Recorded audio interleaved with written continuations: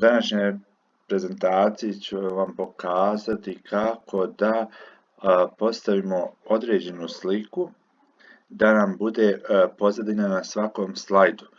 Znači, mi znamo da na kartici Design možemo izabrati ove ponuđene formate, eventualno njih mijenjati im boje, ali ako želimo neku sliku koja nama odgovara, to idemo na opciju Format Background, onda znači ovdje slike i tekst, Insert dodaj, negdje piše Insert, negdje piše File, u nekim PowerPoint verzijama.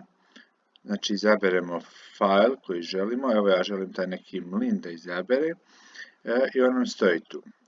Vidite da nam ovdje na drugom slajdu to nije prikazano i na svakom sljedećem slajdu nam ostaje ona prva prezentacija. Ali ako ovdje kažemo ok, primijeni to na svim prezentacijama, odnosno na svim slajdovima, on će nam primijeniti na svim slajdovima i na svakom sljedećem kojeg dodamo.